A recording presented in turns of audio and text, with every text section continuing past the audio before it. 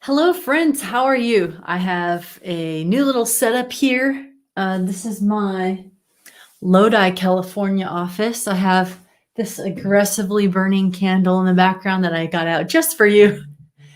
And I want to read you a question today that we're going to tackle a little bit, and hopefully we have some fun with it. So I've got a new follower, Chris, and Chris writes, I am a devoted Christian. I don't have any sexual knowledge, and I want to explore the sex world, so I'm educated. I don't masturbate, but I want to sometimes see stuff on the internet to educate myself or even laugh sometimes. Yes, sex stuff is funny. In a nutshell, I just want to see 18 plus things to explore and learn, and not for a lust or sexual urge reason.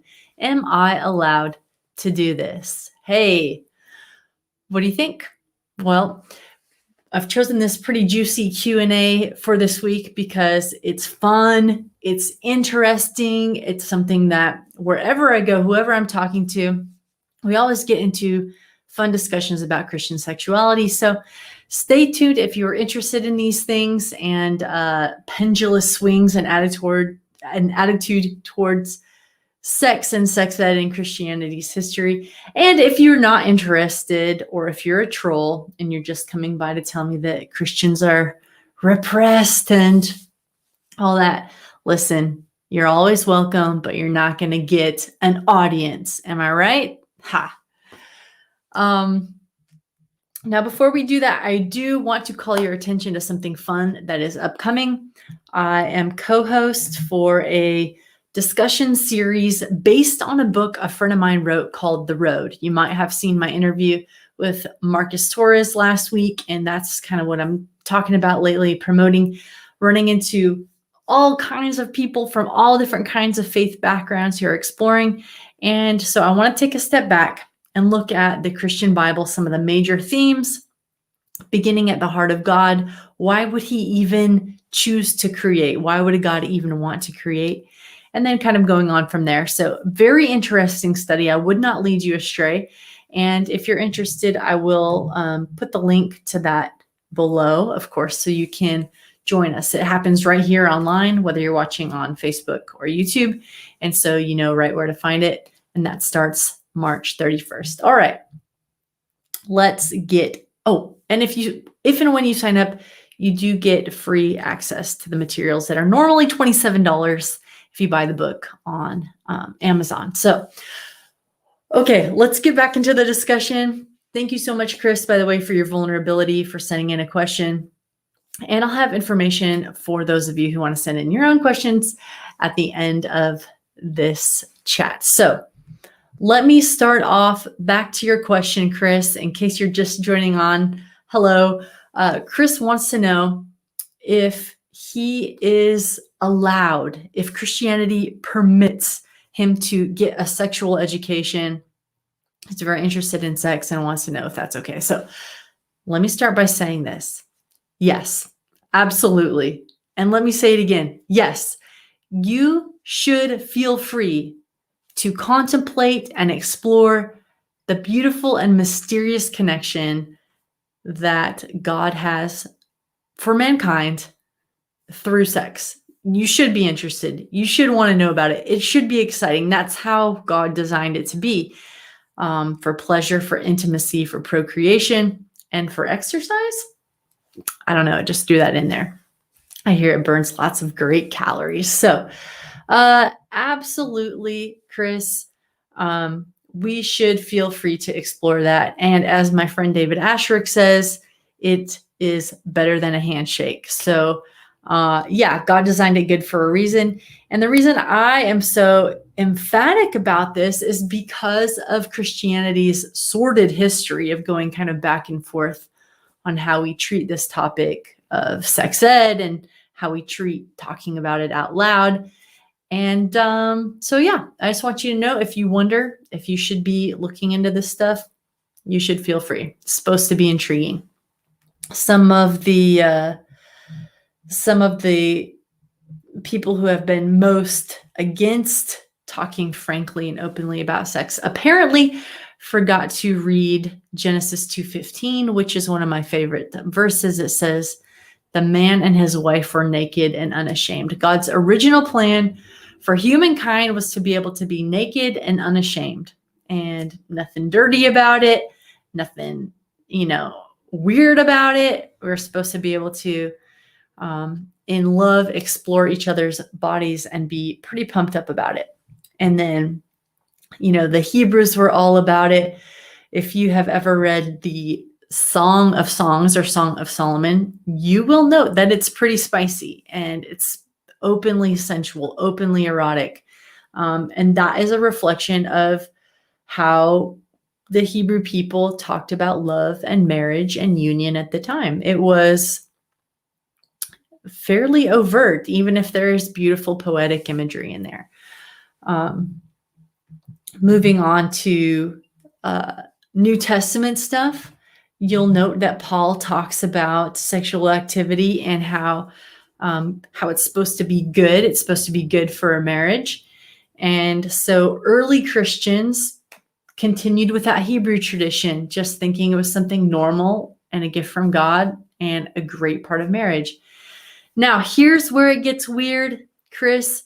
In the first and second, and even to the 3rd century, attitudes really shifted. I won't get into a huge history lesson, only to say that there are times in Earth's history where it seems to go back and forth, a lot of times led by churches, led by politics, to where it hasn't been open. And that's why you even have to ask this question. That's why young people want to know, is it even okay to explore? Because, bouncing back and forth between it's normal, natural, and healthy to talk and be interested about it, to it's kind of shameful, it's dirty. If you want to be closer to God, you shouldn't be interested in sex. So thankfully, I think we're at a period in Earth's history where, some of those Victorian era repression things have been pushed out of the church, and healthy, normal, natural interest is back and being embraced. And so I think that we're in a better place than we were maybe earlier in church history. All right, so here's the deal. I'll wrap this up. I'll make it quick. There has never been a time in human history where God wasn't interested in your sex life. There's never been a time where it wasn't supposed to be a blessing. And He wants you to be interested. He wants you to be excited about it. And He wants you to be prepared for it. Here's the caveat, though. After all this good stuff and agreement and happiness, here's the caveat. I don't think the internet is the best place to go educating yourself about godly sexuality. And it's not because there's not great stuff on the internet. It's because the search algorithms that Google and others use are likely going to expose you to stuff that's really, really tempting. And you said one of your goals is to not masturbate. And I have a little Q&A about that somewhere too. But if your goal is to try to stay pure and learn about this in a way that's exciting and God honoring, I would say do a little searching, use the internet to find some good resources, but spend most of your time with people and in books or guided courses that have Christian authors and Christian content. If they're cheesy, let me know. Let's not promote them. If you find a really good one, let's talk about it.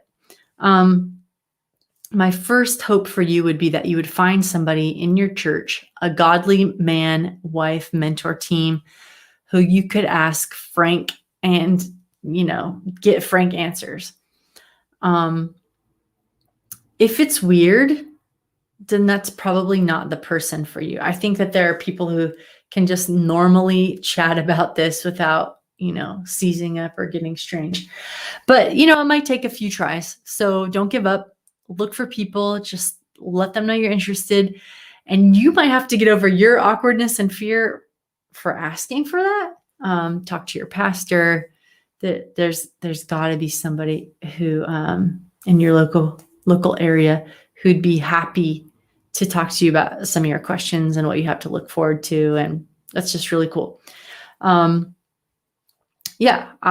kind of like my first and greatest hope for you. And if you can't find something, please come back and tell me, because I'm very willing to host this kind of thing. We can make plans for that. And if anybody out there is watching and has resources, how did you learn about sex? Did you have a godly mentor? Did you have sex ed through your school? Did you get books? Were you educated in a way that would not have been your choice looking back?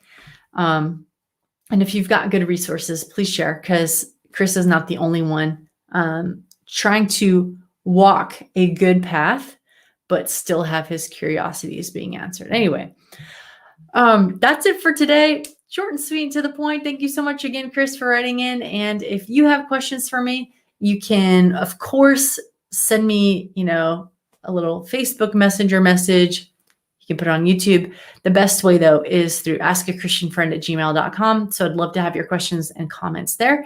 And as always, I am wishing you joy and peace on your journey, wherever that leads you. Thank you so much for joining me today, and I will see you next time. Make sure you check the links below to find out more information on the road.